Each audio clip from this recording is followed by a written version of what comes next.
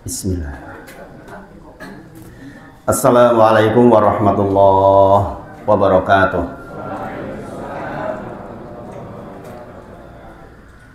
Alhamdulillahi haqqa hamdih, nahmaduhu wa nasta'inuhu wa nastaghfiruh, wa na'udzu billahi min syururi anfusina min sayyiati a'malina, may yahdihillahu fala mudilla lahu wa may yudlilhu fala hadiyalah.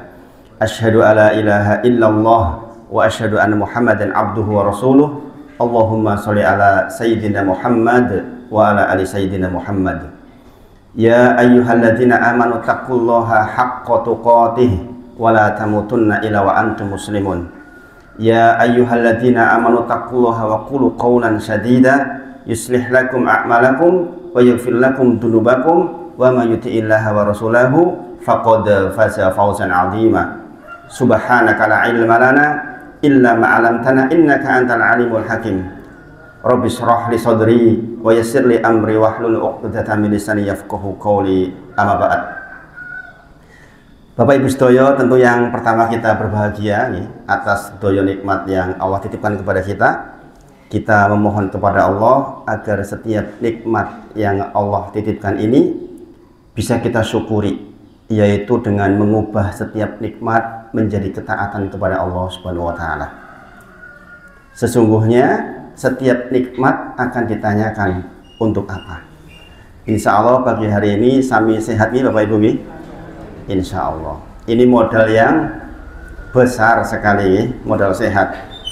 Karena dengan sehat kita bisa duduk di sini menuju ke majelis mencari ilmu. Insya Allah kita membayangkan banyak di antara saudara kita yang mungkin dalam kondisi kurang sehat, yang dengannya menjadikan tidak bisa untuk beraktivitas dengan sempurna. Salah satu kajian di masjid yang saya ampuh itu berhadapan dengan rumah sakit, sehingga ketika ngaji itu langsung ingat bahwa di sampingnya itu begitu banyak orang yang ketika mendengar suara adzan menangis ingin mendatangi suara adzan itu, tetapi tidak mampu karena kondisinya sakit. Sementara kadang-kadang yang sehat dengar suara adzan lewat saja. Subhanallah. Ya, maka sekali lagi setiap nikmat, apalagi nikmat sehat, pastikan kita rubah menjadi ketaatan kepada Allah Subhanahu wa taala. Ini yang dikatakan mari kita bersyukur, itu maksudnya. Bahwa setiap apa yang nempel di diri kita pun adalah nikmat dari Allah Subhanahu wa taala, dari ujung rambut sampai ujung kaki. Diberi kemampuan melihat, maka pastikan penglihatan kita untuk melihat yang Allah izinkan, itu namanya syukur. Diberi pendengaran masih normal bagus, maka pastikan dalam satu hari kita cek pendengaran kita untuk apa. Maka dikatakan syukur adalah ketika kita mendengar sesuatu yang diizinkan oleh Allah dan Rasulnya. Mudah-mudahan sekali lagi kita dimudahkan oleh Allah untuk menjadikan setiap nikmat ini, nikmat tangan, nikmat kaki, sebagai sarana agar kita semakin taat kepada Allah Subhanahu wa taala. Maka sering di dalam hadis, di dalam Al-Quran ada riwayat tentang dzalamtu nafsi. Dzalamtu nafsi artinya menganiaya diri sendiri, yaitu orang-orang yang diberi nikmat oleh Allah tapi justru nikmatnya untuk bermaksiat kepada Allah Subhanallah. Faktanya Bapak Ibu, orang yang mampu berbuat maksiat orang sehat atau orang sakit? Orang sehat. Naudzubillah, orang yang mampu berzina itu orang sehat atau orang sakit? Sehat. Kalau sakit di rumah sakit ngereng-ngereng kok, buru-buru mikir yang begituan. Gini apa nggih? Orang yang mampu mencuri itu orang sehat atau sakit? Sehat. Itulah mengapa banyak riwayat tentang dzalamtu nafsi. Salah satunya hadir di iftitah kita. Nanti kita akan belajar ke sana insya Allah. Iftitah di dalam sholat hukumnya sunnah, dibaca setelah takbiratul ihram. Ada 12 riwayat yang sahih tentang iftitah. Di antara kekeliruan adalah membaca satu saja, nggak baca yang lain. Kelirunya di mana? Karena tidak menghidupkan sunnah. Bahkan sebagian di masyarakat diklaim kalau yang pakai kabiro walhamdulillahi katsiro wa subhanallahi bukrata wa asila katanya miliknya NU. Yang pakai Allahumma ba'id baini wa baina khotoya kama ba'da bainal masyriqi wal maghrib katanya miliknya Muhammadiyah.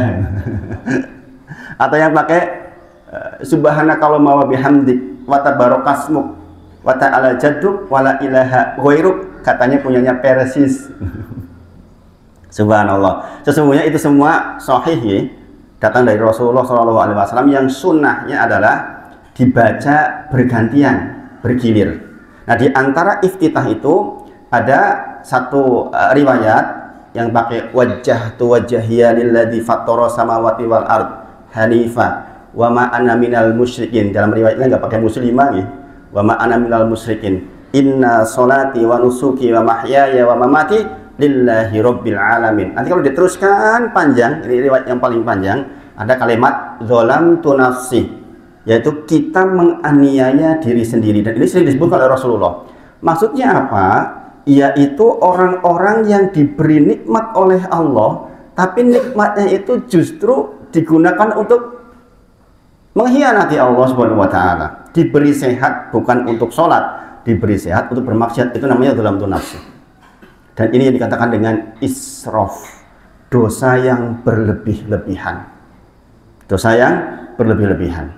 Maka kita memohon kepada Allah, sekali lagi memohon betul agar kalau kita diberi nikmat sekecil apapun bisa kita syukuri, yaitu dengan mengubah nikmat itu menjadi ketaatan kepada Allah Subhanahu wa taala. Maka para salafus soleh, orang-orang soleh itu selalu melihat 1 jam terakhir saya ngapain dengan mata saya, 1 jam terakhir saya ngapain dengan pendengaran saya, apa yang saya dengar selama 1 jam terakhir. Itu selalu mengoreksi agar tidak keliru ke depannya. Bukan nunggu 1 hari untuk mengoreksi diri. Hitung-hitung diri kita, mata kita, penglihatan kita, pendengaran kita, itu per waktu. Supaya kita kalau tiba-tiba diambil lagi beribadah kepada Allah Subhanahu wa taala.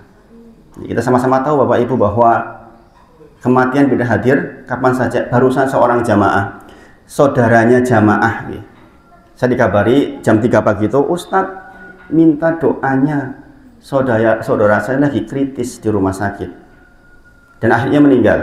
Rahimahullah ta'ala, semoga Allah merahmati beliau. Umurnya 30 tahun Bapak Ibu. Ini baru hari Ahad minggu lalu. Umurnya 30 tahun, tentara, sehat toh mestinya? Ini bukan 30 tahun tentara, sehat insya Allah.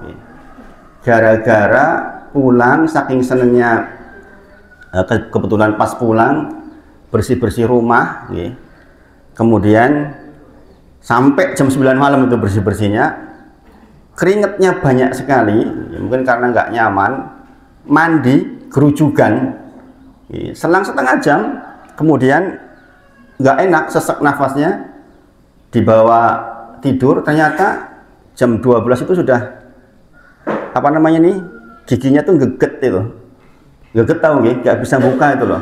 Dibawa ke rumah sakit Gamping, ternyata sudah nggak ketolong. Itulah, seandainya kita dalam kondisi seperti itu, dalam kondisi taat kepada Allah, mudah-mudahan kita termasuk yang husnul khotimah. Dan itu bisa datang kepada siapa saja. Jadi yang pertama itu kita benar-benar mensyukuri nikmat dari Allah, yaitu mengubah setiap nikmat menjadi ketaatan kepada Allah Subhanahu wa taala. Yang berikutnya, salawat dan salam kita sampaikan pada junjungan kita Nabi Agung Muhammad sallallahu alaihi wasallam. Kita berharap termasuk yang dimudahkan oleh Allah untuk terus-terusan mengucapkan sholawat, karena itu adalah kebaikan dan akan dikembalikan kepada kita dalam bentuk kebaikan yang sangat banyak. Sekali lagi mudah-mudahan hati kita dilembutkan Bapak Ibu supaya kita benar-benar bisa mengikuti setiap ilmu yang kita peroleh. Kemudian sebagai pendakwah, saya punya kewajiban untuk jenengan, karena bagian dari masyarakat banyak. Kita sekarang sudah memasuki masa kampanye, maka tolong jangan sampai kita bertengkar gara-gara beda pilihan. Kita harus benar-benar menjaga kerukunan untuk seluruhnya, khususnya apalagi sesama jamaah. Maklum namanya ada pilihan yang berbeda, kadang-kadang berselisih, tapi perselisihan itu nggak perlu sampai menjadi bertengkar. Apalagi kita ikut-ikutan menyebar berita yang belum tentu kebenarannya. Quran surah Al-Hujurat ayat 6. In ja'akum fasikun binaba'in fattabayyanu. Jikalau datang sebuah informasi yang mudah banget sekarang lewat WA, lewat apapun, maka jangan keburu-buru di-share. Kita teliti dulu benar dan tidaknya. Jangan sampai engkau kemudian menimpakan kebinasaan, menimpakan kesusahan kepada orang lain, padahal tidak keliru dan kita menjadi menyesal karenanya. Maka ini quote pesan hari ini untuk kita semua. Mudah-mudahan kita mendapatkan pesta demokrasi yang baik, kemudian mendapatkan pemimpin yang baik. Kitanya sebagai rakyat ya sudah, pokoknya ikut saja. Kita tidak perlu bertengkar hanya gara-gara berbeda pilihan. Semoga Allah rahmati kita semua, Bapak Ibu. Bapak Ibu sedaya, kemarin terakhir saya menyampaikan pada panjenengan tentang amalan harian seorang muslim. Jadi ini ilmu praktisnya dulu yang saya sampaikan ke panjenengan. Di balik ilmu besar yang hendak kita pelajari, pertimbangan saya karena kita ngaji hanya sebulan sekali, waktunya cukup panjang. Maka saya ingin apa yang dipelajari langsung teraplikasikan. Masih ingat tidak kemarin amalan harian seorang muslim yang pertama apa? Dilihat nggak videonya? Betul, ibu-ibu Masya Allah rajin. Yang kedua apa, Bu? Yang satu tadi apa? Membetulkan niat. Dan membetulkan niat itu karena niat itu sepertiga dari agama kita. Sepertiga dari agama kita ada di hadis niat. Sah atau tidaknya sebuah amalan bergantung niatnya. Yang membedakan antara satu kegiatan dengan kegiatan lain, ibadah atau bukan, juga niat. Sama-sama mandi, satunya mandi biasa, satunya mandi ibadah karena niat. Makanya sekali lagi kita membetulkan niat setiap hari, setiap pagi, setiap aktivitas jenengan tanyakan pada diri sendiri, saya niatnya apa ini? Saya duduk di sini niatnya apa? Kemudian yang berikutnya apa? Berdakwah dengan sekemampuan kita, tidak dengan mulut kita, dengan berkomunitas seperti ini. Ini bagian dari dakwah, saling mengingatkan di dalam kebaikan. Sudah kita bahas. Kemudian yang ketiga apa? Masih ingat ibu-ibu catatannya? Mendidik anak soleh. Masya Allah, mendidik agar kita punya anak soleh, karena itu investasi terbaik kita. Kita meninggal, maka yang akan mendoakan kita anak yang soleh. Kalau nggak soleh, buru-buru doain kita, Bapak Ibu. Dia akan disibukkan oleh Allah dengan kegiatan dunianya, nggak ingat orang tuanya yang di kuburan. Tapi kalau soleh, dia akan selalu diberi ingatan oleh Allah untuk mengucapkan Allahumma gfirli wali walidayya warhamhuma kama rabbayani shaghira. Bahkan kalau jenengan bermakmum kepada orang soleh, insya Allah didoakan tuh di dalam sholatnya. Insya Allah didoakan, karena biasanya imam yang punya pengetahuan dia akan bacakan sebelum salam Allahumma gfir lana wali walidayna warhamhuma kama rabbayana shaghira. Allahumma gfir lana berarti nahnu, ya Allah ampuni kami, kedua orang tua kami, berarti seluruh yang jadi makmum pun ikut orang tuanya didoakan. Maka kita berharap betul mudah-mudahan punya anak yang soleh. Yang nomor 4, mengkaji ilmu agama. Masya Allah, mengkaji ilmu agama seperti yang kita lakukan pagi ini. Jadi menambah, mengupgrade ilmu agama itu memang kegiatan kita harian. Adapun bulanan seperti ini kita ketemu adalah untuk menambah eratnya hubungan antar sesama muslim, insya Allah. Yang nomor 5, berdoa untuk saudara muslim yang lain. Yang paling singkat, Allahumma gfir lil mu'minina wal mu'minat wal muslimina wal muslimat. Kalau mau redaksi yang panjang lebih baik. Okay. Apa keuntungan buat kita dengan doa itu? Kita mendapatkan satu kebaikan dari setiap seorang muslim atau mukmin, muslimat, mukminat. Berarti banyak sekali yang kita peroleh buah dari mendoakan kaum muslimin. Okay. Nah, sampai yang berapa kemarin? Sampai yang ke-6 apa ke-5? Ke-6 ya. Ke-6 apa? Taubat dari dosa dan menangis karena takut kepada Allah Subhanahu wa taala. Nah, ini pembahasan kita sampai di titik itu. Okay. Insya Allah hari ini saya membahas khusus nomor 6 ini. Okay. Khusus nomor 6 yaitu taubat dari dosa dan menangis karena takut kepada Allah Subhanahu wa taala. Kemarin kita membahas di surah Al-Furqan ayat ke-70. Illa man taba wa amila amalan sholihah, kecuali orang-orang yang bertaubat kepada Allah dan mengamalkan amal soleh, faulaika yubaddilullah, maka Allah akan gantikan sayyiatihim, keburukannya, dengan hasanatin, dengan kebaikan. Wa kanallahu ghafurur rahima, dan sesungguhnya Allah Maha Pengampun dan Maha Pengasih. Di sini katakan illa man di sini maksudnya adalah orang-orang, kecuali orang-orang yang apa yang dimaksud adalah orang-orang yang tidak akan mendapatkan azab dari Allah Subhanahu wa taala. Jadi orang-orang yang tidak mendapatkan azab dari Allah Subhanahu wa taala. Illa man, kecuali orang-orang yang siapa yang tidak mendapatkan azab? Taba, orang-orang yang bertaubat kepada Allah Subhanahu wa taala. Maka kegiatan harian kita Bapak Ibu, setiap kita merasa melakukan sebuah perbuatan dosa, segera diikuti dengan astagfirullah wa atubu ilaih. Itu bertobat itu. Okay. Ya Allah, saya mohon ampun kepadamu atas dosa-dosaku, wa atubu ilaih, dan saya bertobat kepadamu.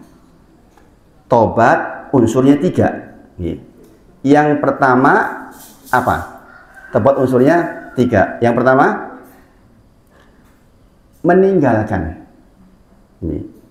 meninggalkan dosa itu. Yang kedua menyesali.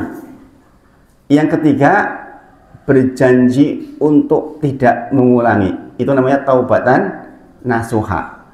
Tapi faktanya kita balik lagi. Gini apa nggih?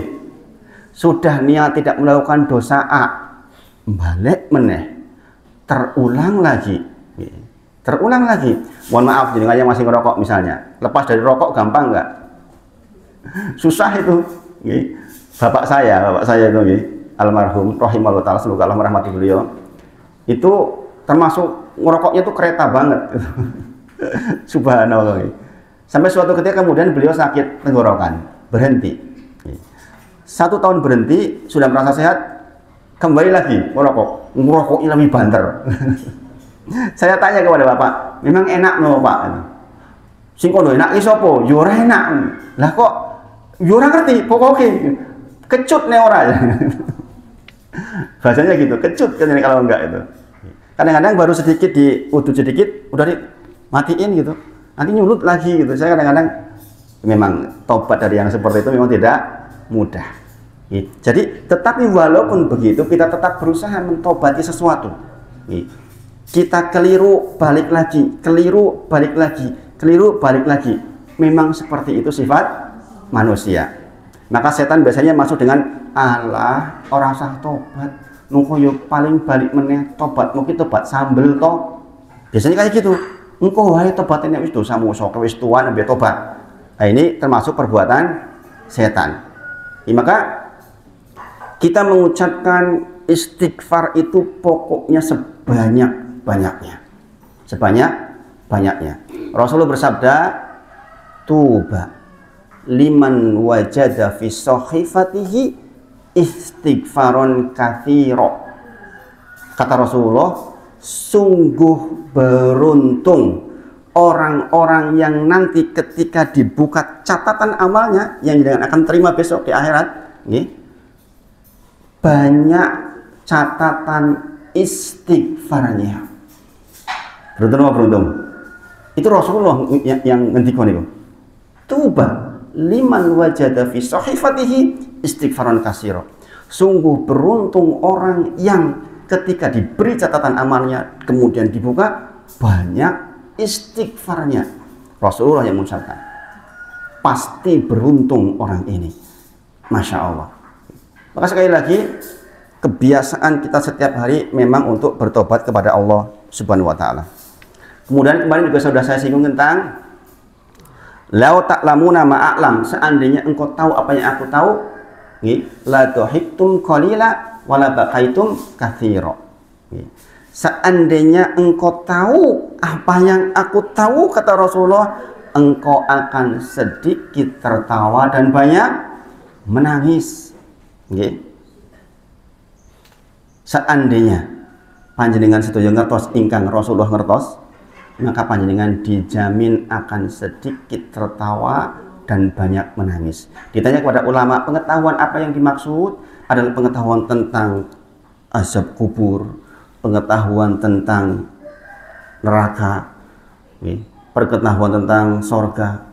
Maka seandainya kita tahu itu semua dengan pengetahuan yang fakih, yang betul-betul tahu, insya Allah Bapak Ibu, kita nggak akan sempat tertawa, tertiwi. Sudah tua kita nonton TV, nonton ini, haha, hihi, kakean ketawa, itu repot kita. Sementara Rasulullah menyebutkan, kalau tahu yang aku tahu, maka sedikit tertawa. Maka di antara kegiatan harian kita adalah bertobat kepada Allah, menangis karena takut kepada Allah. Allah berfirman di dalam Quran surah Ar-Rahman 46, orang-orang yang takut berdiri di hadapan Allah, maksudnya nanti ketika di padang mahsyar, maka bagi dia jannatani, akan mendapatkan 2 surga. Jadi Bapak Ibu, salah satu yang dibolehkan di dalam sholat itu menangis. Jadi menangis di dalam sholat itu nggak batal gitu Bapak Ibu. Bahkan itu baik. Bahkan itu baik. Maka disebutkan kita amalan hariannya adalah takut kepada Allah dan menangis karena takut kepada Allah. Tobat kepada Allah dan menangis karena takut kepada Allah. Jadi kan pernah nggak melihat Imam Masjidil Haram menangis? Sering ya? Sering. Imam Mishari Rashid Al-Afasi hafidhahullah ta'ala, semoga Allah menjaga beliau, ketika membaca surah Hud tentang kisahnya Nuh yang ngerayu anaknya itu suruh ke kapal, beliau nangis terseduh-seduh. Iyalah, pantas menangis.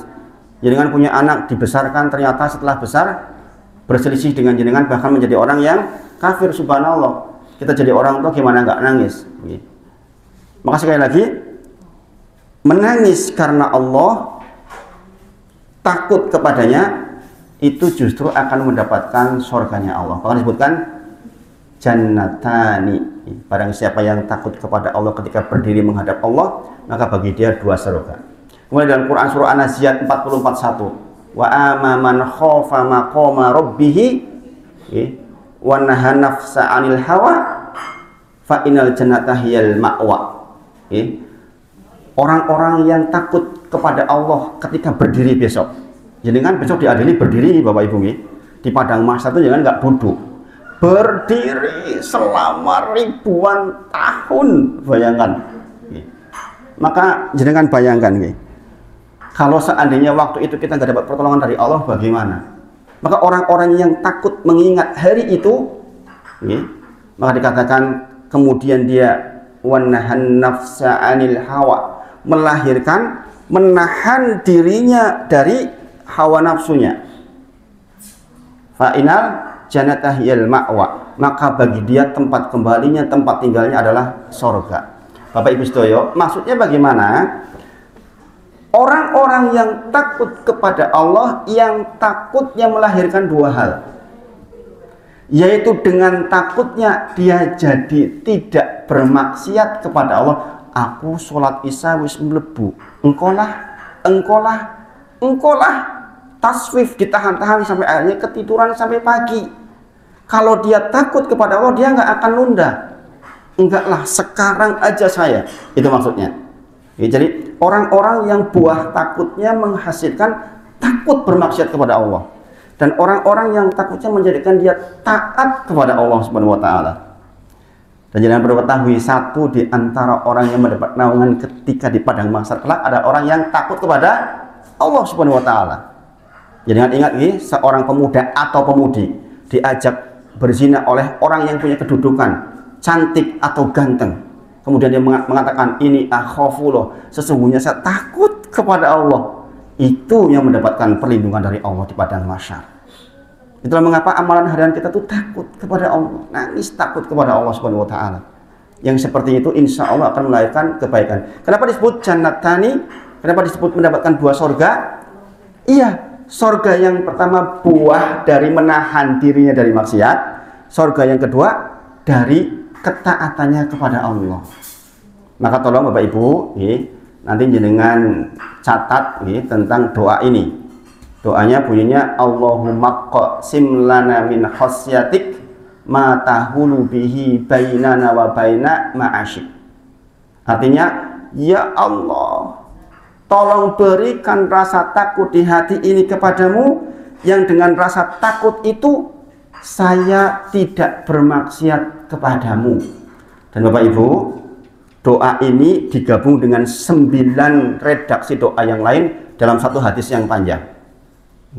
Dan doa ini diikatkan atau dimuqayyadkan atau dibaca ketika selesai dari majelis seperti ini. Jadi doa itu dibaca ketika jenengan selesai bermajelis. Sebelum jenengan berdiri membaca doa, Allahumma qsim lana min khasyatik ma tahulu bihi bainana wa baina ma'asyik. Artinya, ya Allah, tolong beri rasa takut kepada hati ini, yang dengan rasa takut itu saya jadi nggak bermaksiat kepadamu. Jadi jangan ibu-ibu sebelum berdiri kalau nggak hafal bahasa Arabnya, minimal doa begitu, ya Allah, tolong ya Allah diberi rasa takut ke hati ini, sehingga dengan rasa takut itu saya nggak bermaksiat kepadamu. Mau bicara keras sama suami, ibu-ibunya mikir, saya takut kepada Allah ini kan nggak boleh, jadi akhirnya nggak jadi. Bapak-bapak mendengar suara adzan rasanya kok males arep angkat yang masjid. Ya Allah, saya takut kepadamu ya Allah, dengan takut ini saya berangkat taat kepadamu ya Allah. Itu maksudnya itu, sehingga mendapatkan jannatani, 2 surga. Bapak Ibu sedaya, sub pembahasan tentang istighfar ini salah satu pembahasan paling penting di dalam kajian kita. Maka jangan perhatikan nanti sesampainya waktunya ada 13 faidah istighfar. Kenapa saya sampaikan ini kepada panjenengan? Untuk menyiapkan jiwa panjenengan sebelum masuk ke pembelajaran kita yang panjang, yang nggak tahu sampai kapan. Kita nggak tahu, mungkin kita sampai meninggal pun belum selesai. Maka menyiapkan hati, jiwa itu menjadi penting. Salah satu upayanya dengan istighfar. Dengan The Bluetooth device is connected successfully. Otomatis bunyi sendiri, Pak. Pengen ikut-ikutan. Jadi sekali lagi pembahasan kita tentang istighfar. Bapak Ibu, dulu kalau jangan ingat di pertemuan 1 atau 2 sudah saya sempat singgung tentang 3 hal yang membuat kita beristighfar. Nanti disetel lagi. Saya tidak ulang lagi karena nanti waktunya habis kalau untuk ulang itu. 3 alasan mengapa kita beristighfar sudah saya sebutkan waktu prolog dulu. Nah, yang ingin saya sampaikan pagi ini adalah yang pertama, saking pentingnya istighfar sampai Rasulullah SAW itu memintakan ampun untuk kita setiap hari. Ini beruntung punya Nabi seperti Nabi Muhammad SAW, karena Rasulullah SAW diperintahkan langsung oleh Allah untuk memintakan ampun atas kita. Quran surah Muhammad ayat ke-19 dalilnya. Jangan buka Quran surah Muhammad ayat ke-19. Ingat Bapak Ibu, kita ngaji jangan lepas dari Al-Quran dan hadis. Jadi ngaji yang insya Allah lulus itu qala Allah wa qala Rasulullah dan asar para sahabat. Apa yang disampaikan Allah, apa yang disampaikan oleh Rasulnya, apa yang disampaikan oleh para sahabatnya, itu yang kita ambil. Jadi kalau cerita-cerita yang zaman sekarang kan belum tentu kebenarannya. Kalau ini kan pasti benarnya. Kalau Allah yang mengucapkan pasti benarnya, nggak mungkin keliru. Banyak ayat tentang keterangan bahwa kalimat terbaik ya kalamullah, yaitu Al-Quran. Fa'lam annahu la ilaha illallah. Kemudian dikatakan wastaghfirli dzambik. Ketahuilah tidak ada zat yang berhak diibadai dengan benar kecuali Dia Allah. Wastaghfirli dzambik. Minta ampunlah engkau Muhammad atas dosa-dosa. Jadi ini perintah Allah untuk Nabi Muhammad untuk beristighfar. Kemudian walil mu'minina wal mu'minati, dan mintakan ampun untuk mukminin dan mukminat. Kita semua Bapak Ibu. Kita semua. Saking pentingnya istighfar sampai Nabi kita saja disuruh untuk mengistighfari kita. Berarti penting banget buat Ibu. Penting banget. Karena faktanya kita memang memproduksi dosa itu tiap detik di kehidupan kita. Jadi dengan pikir pegang HP nyekrol video YouTube itu enggak dosa. Dosa Bapak Ibu. Kenapa? Banyak yang dilihat. Berjilbabkah yang dilihat? Memandang sesuatu yang aurat fix itu dosa. Itu dosa. Kadang-kadang yang seperti itu kita lewat saja, merasa ya itu bukan dosa, biasa aja kok. Saking biasanya dosa, maka seperti lewat saja. Ya, dengan melihat berita politik di TV, penyiarnya nggak pakai jilbab, dosa tidak? Dosa. Melihat aurat itu dosa, Bapak Ibu. Itulah mengapa beristighfar atas dosa-dosa itu, Masya Allah, pentingnya luar biasa. Itulah mengapa Rasulullah pun diperintahkan. Fa'lam annahu la ilaha illallah wastaghfir dzambik. Walil mu'minin wal mu'minat. Wallahu ya'lamu. Sesungguhnya Allah mengetahui usaha dan tempat usaha kalian. Artinya Allah itu mengetahui gerak-gerik kita di dunia. Seluruh yang kita usahakan, seluruh yang kita berbuat, Allah ngerti semua. Maka seseorang yang sudah keperucut kalimat, jenengan di dalam Quran surah Fussilat katakan, Quran surah Fussilat dikatakan kita itu nggak bisa bersembunyi dari kalimat kita sendiri. Begitu jenengan berbicara udah tercatat, ditakoni sama Gusti Allah di sana. Setiap kalimat yang kita keluarkan kita nggak bisa ngumpet dari kalimat itu. Udah dicatat, ibu-ibu. Maka hati-hati betul dengan kalimat yang keluar dari mulut kita. Kita berhitung betul karena setiap kalimat akan dipertanggungjawabkan. Kemudian saking pentingnya istighfar Bapak Ibu, sampai para malaikat pun kegiatan dari waktu ke waktu memintakan ampun untuk kita. Bayangkan kalau Rasulullah Shallallahu Alaihi Wasallam, para malaikat saja diperintahkan memintakan ampunan atas dosa-dosa kita ini. Lah kitanya sendiri nggak istighfar terus bagaimana? Dua dalil ini menunjuk bahwa betapa pentingnya istighfar. Ini poinnya yang jenengan pegang. Alladzina yahmiluna al-ars wa man haulahu. Para malaikat yang memikul arsy-Nya Allah, wa man haulahu, dan yang mengelilinginya, yusabbihuna bihamdi rabbihim wa yu'minuna bih, dan mereka bertasbih kepada Allah, ucapan subhanallah, maha suci Allah dari hal-hal yang buruk. Kemudian bihamdi, kemudian memuji Allah. Wa yu'minuna bih, dan selalu beriman kepada Allah para malaikat. Berarti ini makhluk yang sangat mulia. Wa yastaghfiruna lilladzina amanu, mereka memintakan ampun untuk orang-orang yang beriman, Bapak Ibu. Siapa yang dimintakan ampun? Yang beriman. Berarti jenengan harus paham betul tentang rukun Islam, rukun iman. Jaga itu tuh. Kalau jenengan menjaga yang itu, maka jenengan termasuk yang setiap hari, setiap saat dimintakan ampun oleh Rasulullah dan oleh para malaikat. Kuncinya apa? Menjaga Islam iman kita. Ini penting Bapak Ibu. Nanti kita akan sampai pembelajaran tentang bagaimana menjaga Islam dan iman kita. Sebagaimana saya sangat katakan di doa di dalam Quran surah Ibrahim ayat 35, jangan dilupakan. Hari ini sudah dapat 2 doa ini. Quran surah Ibrahim ayat ke-35. Di antara doanya Nabi Ibrahim adalah Rabbi wajnubni wa baniya ana a'budal asnam. Ya Allah, tolong jauhkan saya dan keturunan saya dari penyembahan kepada selain Allah. Ini menjaga Islam dan iman kita ini. Siapa yang berdoa itu? Ibrahim alaihissalam. Yang stok tauhidnya, yang keimanannya itu tebel banget. Masih berdoa, ya Allah, jauhkan saya dari penyembahan kepada selain Allah. Bapak Ibu, para ulama kalau membahas ayat tadi itu, Rabbi wajnubni wa baniya ana a'budal asnam, rata-rata menangis. Kenapa? Ini yang berdoa tuh Ibrahim. Kenapa? Ibrahim ki sugih banget imannya, maksudnya itu. Saja masih berdoa, ya Allah jadikan saya dan keturunanku tidak menyembah kepada selain Allah. Jangan coba lihat.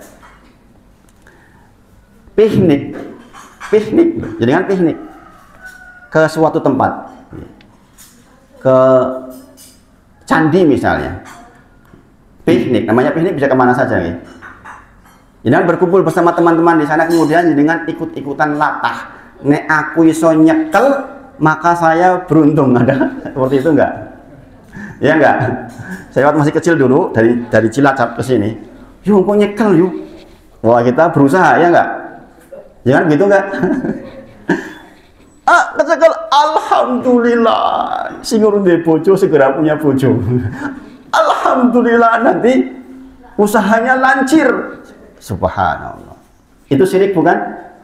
Syirik, meyakini ada sesuatu selain Allah yang menjadikan rezeki lancar atau tidak, yang menjadikan punya jodoh atau tidak. Subhanallah. Jika panjenengan kondur, kecelakaan, meninggal dengan keyakinan seperti itu, di neraka jahanam selama-lamanya nggak bisa keluar, Bapak Ibu. Penting nggak berdoa, ya Allah jauhkan aku dan keturunanku dari menyembah kepada berhala. Penting nggak doa seperti itu? Penting. Yang berdoa seperti itu, yang bangun Ka'bah loh itu, atas perintah Allah saja masih doa seperti itu. Maka apalagi kita.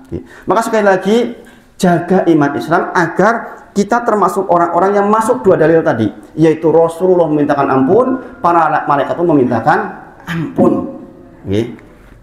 Karena kalau dimintakan ampun oleh Rasulullah dan para malaikat, insya Allah kita termasuk yang diampuni oleh Allah Subhanahu wa taala.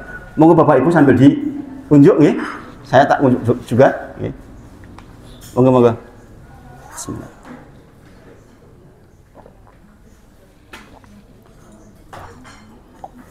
Bapak Ibu, saya sampaikan 13 dari hampir 100 manfaat istighfar di dalam kitab. Nggih. Hari ini akan dapat berapa tidak tahu, sesuai dengan waktunya nanti. Nggih. Yang pertama, jangan catat, yang pertama yaitu membersihkan kolbu kita. Fungsi istighfar yang pertama adalah membersihkan kolbu kita, dan ini penting sekali. Ini penting sekali, bagian yang penting. Rasulullah bersabda dari Abu Hurairah, dari Nabi Muhammad SAW, innal abda idza akhta'a khati'atan, sesungguhnya jikalau kita di antara kita melakukan satu perbuatan dosa, Bapak Ibu jangan perhatikan, maka nukitat fi qalbihi nuktatun sauda, maka akan dibuat satu titik hitam di dalam hati panjenengan. Hitung ya. Kalau jenengan berbuat dosa, apapun itu, nontonnya nggak bener, mendengarnya nggak bener, ikut-ikutan ghibah, subhanallah. Ikut-ikutan ghibah, hati-hati ibu ini. Di antara pendorong ghibah itu karena nggak enak ibu-ibu. Saya di satu masjid membahas tentang permintaan ibu-ibu, Ustadz tolong dibahas tentang ghibah, dua kali pertemuan. Salah satunya apa yang mendorong ghibah? Menyesuaikan nggak enak sama teman bertiga, yang dua ghibah, kita ngegongi, kok memang iyo, itu ghibah, itu ya, karena apa enak ini dia ngomong mau orang ngomong, iyo, itu ghibah itu, subhanallah. Kadang-kadang kita karena nggak enak kan begitu gitu. Ngono kalau tiba-tiba kita pergi lagi ghibah pulung, alah sok suci pulung ngomong barang ya. Maka kita menyesuaikan, kita duduk di situ di dalam forum ghibah, itu ghibah itu. Subhanallah. Ghibah itu seperti makan bangkai saudara. Kenapa coba? Mayit itu dicubit nangis nggak cubit? Mayit dicubit balas nggak? Balas nggak? Digaplok mayitnya, balas nggak? Ditinju, bangun nggak? Oh, apa nih dunia aku? Nggak bangun toh? Itulah mengapa ghibah itu seperti makan bangkai saudara kita. Kenapa? Ghibah itu artinya menceritakan orang yang orangnya ghaib, orangnya nggak ada, ya nggak?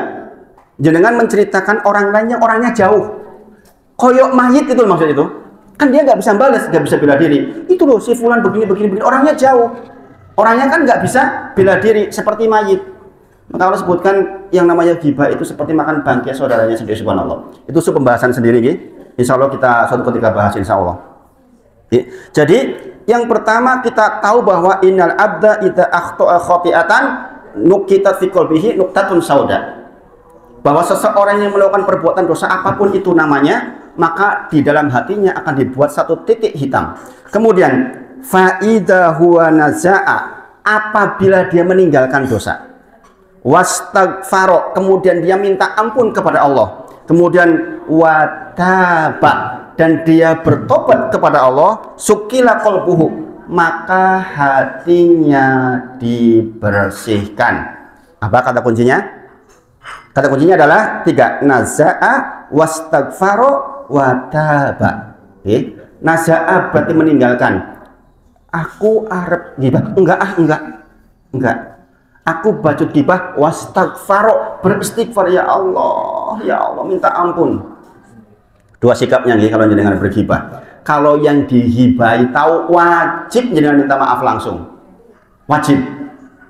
Dan minta maafnya enggak cukup mengatakan ngapunten nggih, kula wingi ngibahi jenengan. Dimaafkan nggih, enggak cukup. Menurut syariat kalau jenengan berghibah, minta maafnya jenengan minta maaf dan bawa hadiah yang dia suka. Ayo, mau enggak kayak gitu? Apa yang ibu-ibu itu suka misalnya dengan ghibah ke ibu-ibu? Jenengan bawa hadiah untuknya. Itu baru sah jenengan. Hati-hati dengan ghibah, bahaya banget ya. Karena lisan ini ngeri. Kalau tangan jenengan menyakiti orang dilempar paling-paling 10 meter.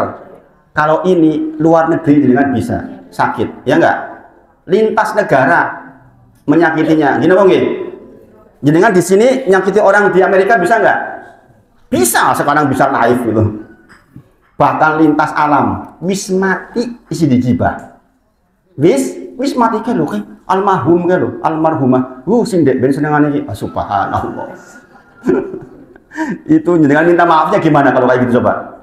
Kalau yang digibahi nggak tahu, maka jenengan cukup menggantikan keterangannya kepada yang jenengan ajak ghibah. Sebenarnya nggak seperti itu. Kemudian didoakan, diistighfari. Tanggung jawabnya besar. Kalau enggak, jenengan akan ditemukan di kontoro. Itu namanya orang bangkrut. Orang yang bangkrut, bawa sholat, bawa amal, bawa ini, bawa itu. Dikatakan dulu kamu mencela si itu kan, mencela semua, habis itu. Pahalanya habis. Dosanya dimbrek kayak orang jenengan, subhanallah. Sing digibah senang banget, dikirimi pahala kok. Makanya para ulama itu kalau digibah, tahu, kasih hadiah malah dia. Matur nuwun digibahi. Subhanallah. Bisa nggak seperti ibu-ibu? Ini dibayar aku tuh, tak kayak hadiah. Nek rati. Ya, jadi sekali lagi, kalau kita meninggalkan beristighfar, maka sukila qalbu. Tetapi Bapak Ibu, Rasulullah menyebutkan wa in ada, kalau dia kembali kembali lagi melakukan maksiat itu, diulang lagi, dikatakan zida fiha hatta ta'luwa qalbuhu, maka akan ditambahkan titik hitam hatta ta'luwa qalbuhu, sampai hatinya benar-benar hitam pekat seluruh hatinya. Subhanallah. Hatta ta'luwa qalbuhu, sampai benar-benar hitam legam hatinya. Bagi orang yang balik lagi, dosa lagi, nggak tobat. Subhanallah. Kemudian dikatakan wahuwa ronu, itulah yang namanya ron. Jadi hati kalau sudah hitam pekat disebut ron, sebagaimana Allah berfirman di dalam Quran surah Al-Mutaffifin ayat 14, kallabal rona ala qulubihim ma kanu yaksibun. Kallabal ron, itu tadi itu, ya? Itulah yang namanya ron, buah dari apa-apa yang kita perbuat. Subhanallah. Nah Bapak Ibu, kalau hati sudah jadi ron, itu nggak lagi bisa membedakan mana yang baik, mana yang buruk. Wis koyo pitik, wis koyo sapi. Subhanallah. Ada orang di sebuah tempat pariwisata, mohon maaf, berhubungan badan di depan rumah orang, kesoting sama CCTV. Ada seperti itu? Bayangin, kok bisa melakukan seperti itu?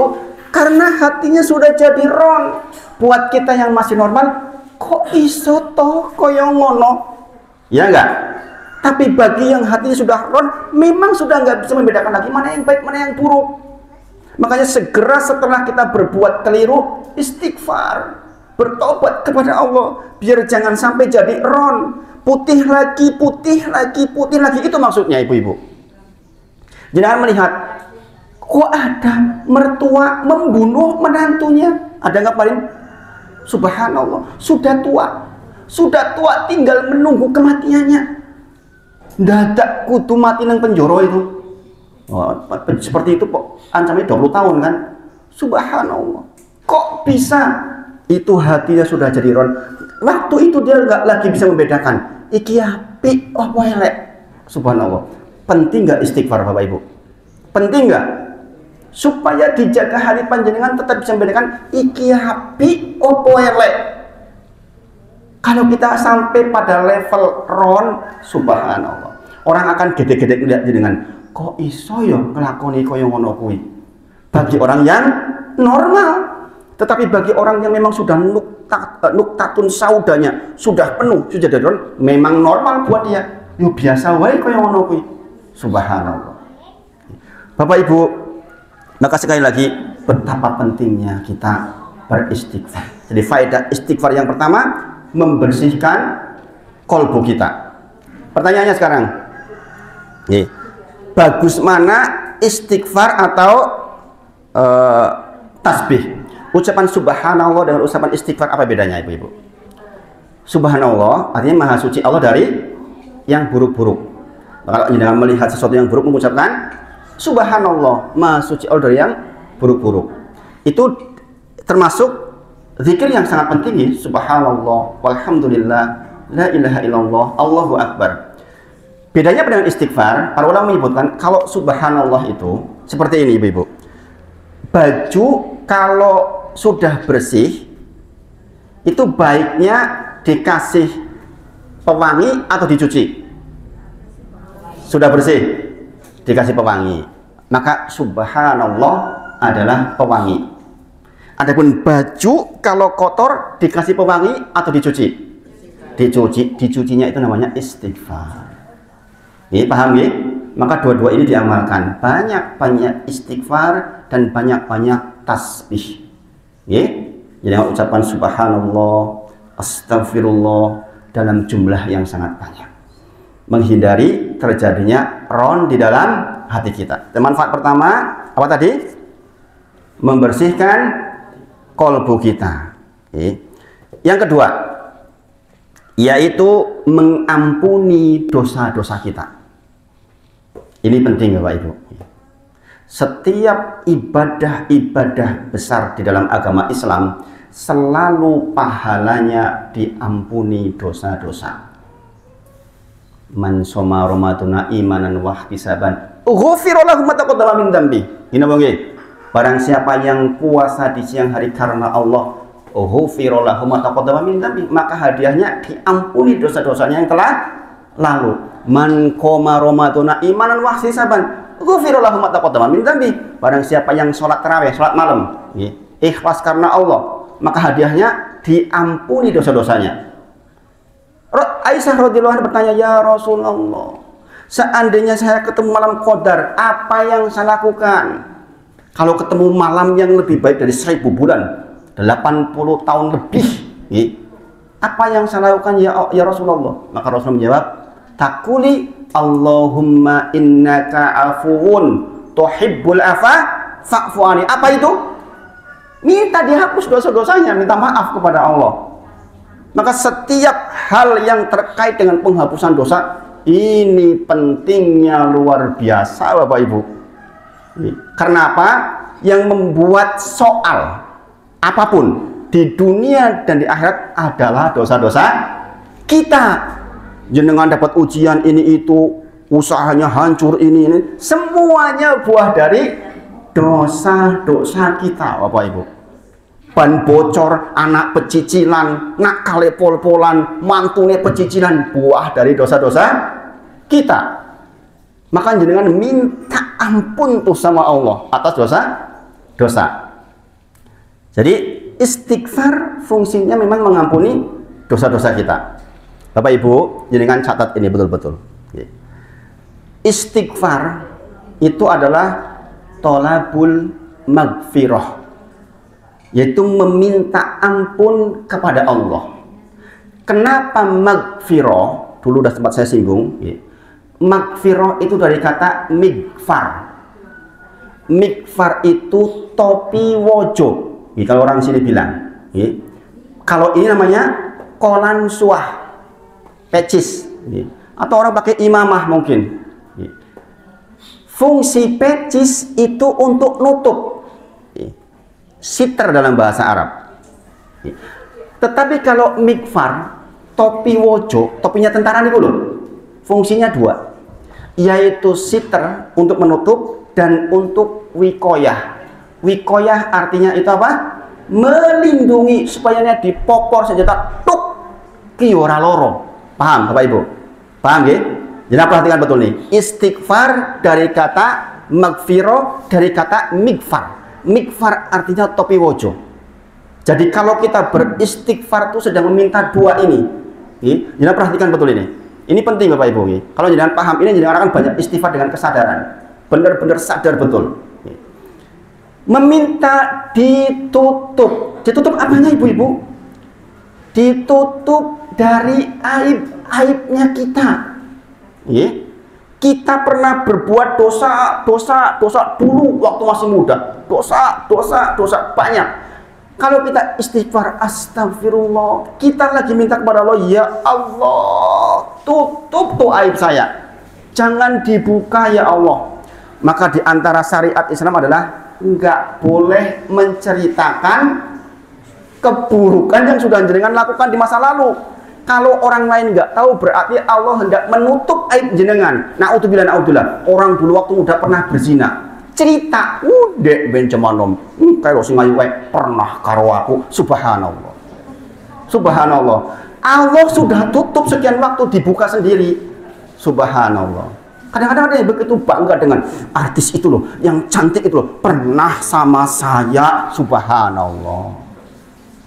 Mengerikan, padahal syariat kita ditutup, sudah minta ditutup. Bahkan seorang suami yang menikahi janda nggak boleh nanya-nanya, dek ben kowe karo bojomu sing pertama piye, dek ben nggak boleh, ibu-ibu. Begitu jangan menikah ke depan, nggak boleh tarik-tarik ke belakang. Apa yang sudah nggak boleh dalam syariat kita. Menatap ke depan. Istrinya menjawab, oh dek ben bojoku sing pertama aku yo keren. Dijawab ngamuk gitu. Takon, dijawab ngamuk, subhanallah. Maka nggak boleh ibu-ibu. Siter namanya. Ya Allah, tutup. Tutup aib di dunia dan tutup aib di akhirat. Jam berapa sekarang, Pak? Jam 6. Jam 6. Saya selesaikan segmen nomor 2 nggih. Jadi ditutup aibnya di dunia dan di akhirat. Yang kedua al-wiqayah. Al-wiqayah maksudnya ngaten Bapak Ibu. Aslinya yang namanya dosa itu harus dikafarah. Contoh, jenengan berbuat dosa tiba-tiba banyak meletus. Itu dikafarah. Jenengan berbuat dosa tiba-tiba anak sakit. Itu namanya kafarah. Aslinya dosa itu dibalas tuh di dunia sebelum di akhirat. Apalagi dosa zina, langsung orang yang berzina itu nanti ibunya kah, keponakannya kah, anak perempuannya akan dizinai itu. Subhanallah. Hati-hati dengan dosa-dosa seperti itu. Nah, fungsi istighfar itu ya Allah, tolong ya Allah, dosa yang sudah terlanjur saya buat jangan berdampak, jangan dikafarah maksudnya di dunia. Paham ibu-ibu? Paham ya? Jadi kalau dengan mengucapkan istighfar, astagfirullah ya Allah, tutup aib saya ya Allah. Ya Allah, dosa yang bajut itu jangan jadi siksa buat saya ya Allah. Itu maksudnya. Paham Bapak Ibu? Dan di antara akibat dosa yang paling parah adalah jenengan dibuat menjadi malas ibadah. Kalau jenengan udah mulai merasa, Arab sholat kok males, mau bermajelis kok males, mau hal-hal yang baik kok males, itu diantara buah dari dosa-dosa ibu-ibu. Mengerikan itu, mengerikan. Kalau jenengan kok dibuat sholat males, zikir males, itulah yang namanya dampak dosa yang paling parah itu. Hati-hati ibu-ibu, bapak-bapak. Kalau jenengan kok sudah mulai malas dengar adzan, kok nggak berangkat ke masjid, itu buah dari dosa-dosa. Kita banyak dosa-dosanya tuh. Kalau jenengan istighfarnya banyak, nanti dibuat enteng di dalam ibadah. Buktikan. Berapa kali kita istighfar dalam satu hari? Ribuan kali. Jangan bengong duduk kecuali kita astagfirullah wa atubu ilaih. Astagfirullah wa atubu ilaih. Di atas motor, astagfirullah wa atubu ilaih. Di lampu merah, astagfirullah wa atubu ilaih. Sambil kerja, astagfirullah wa atubu ilaih. Sambil masak ibu-ibu, astagfirullah wa atubu ilaih. Yakin kalau jenengan lakukan ini, tentram hati dan ibadah jadi ringan. Jadi ringan. Ibnul Qayyim rahimahullah menyebutkan, seandainya hati kita bersih, Bapak Ibu, ini ciri-cirinya, seandainya hati kita bersih, salimatun, maka jenengan akan merasa tersayat-sayat gara-gara ketinggalan yang baik. Ketinggalan sholat duha mawon semreset. Lah, kok yora sholat duha atau mau? Ketinggalan sholat dalu. Lah, kok yora tangi wengi to mau itu. Kalau jenengan hatinya nggak banyak dosa, ketinggalan yang baik-baik akan semreset. Terasa nggak nyaman di hati. Subhanallah, kok yo, iki mau kok yo orang sholat suruk ya Allah. Begitu. Paham ibu-ibu? Maka banyak istighfar. Nah ini amalan harian kita yang keenam. Saya bahas ini agak dalam supaya benar-benar diamalkan. Baru sampai yang kedua, yang kedua pun sebenarnya belum lengkap dalil-dalilnya. Nanti dengan baca Quran surah Toha ayat 82, Quran surah An-Nisa 110, Quran surat An-Nisa ayat 48 itu terkait dengan pembahasan yang kedua ini. Tapi tentu saja karena waktu nggak mengizinkan. Itulah mengapa kita ngaji itu memang butuh banyak waktu memang, karena banyak yang dibahas. Semoga apa yang dibahas pagi ini menjadi ilmu. Kemudian Allah izinkan untuk bisa diamalkan dan kita bertemu di dalam penuh kebaikan insya Allah. Saya kira itu yang sampaikan pagi ini. Saya kembalikan kepada pembawa acara. Kemudian kalau ada 1-2 pertanyaan, monggo. Wa akhiru da'wana alhamdulillahirabbil alamin. Assalamualaikum warahmatullahi wabarakatuh.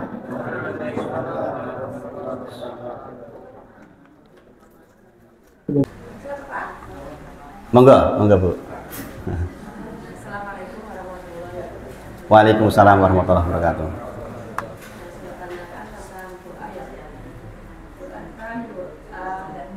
Orang tua terhadap anak itu doanya Rabbi habli minas sholihin. Kemudian doa anak terhadap orang tua ketika orang tua yang sudah meninggal dengan orang tua yang masih hidup itu bagaimana Pak? Atau sama atau ada perbedaan? Jazakillah khairan wa tanawun. Pertanyaannya bagus Ibu. Yang pertama, doa orang tua kepada anak, salah satunya adalah redaksinya Robbi habli minas solihin. Robbana hablana minas solihin kalau untuk bareng-bareng. Robbi habli minas solihin, ya Allah saya mohon kepada Engkau berikan kepada kami anak yang soleh. Anak yang soleh sebagaimana diterangkan di dalam Quran surah Ali Imran, definisi anak soleh. Maka kalau dengan membaca doa Robbi habli minas solihin, 5 hal yang dilakukan. Pertama, orang soleh, anak soleh adalah anak-anak yang membaca Quran di sebagian malam. Maka kalau jenengan minta Robbi habli minas solihin, artinya jenengan perintah kepada diri sendiri, aku nak bakal bekali anakku iso maca Quran sing bener. Ini penting ibu-ibu. Jadi nggak bisa kita hanya Robbi habli minas solihin, Robbi habli minas solihin, ning anaknya ra diajari maca Quran. Nggak bisa.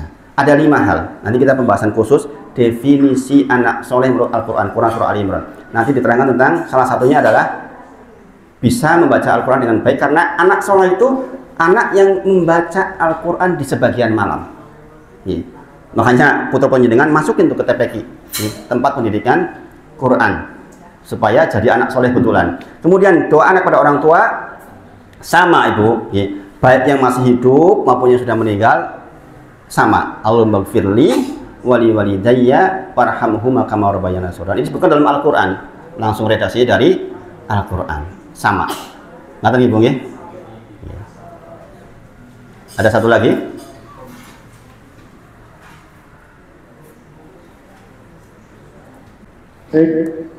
Kalau tidak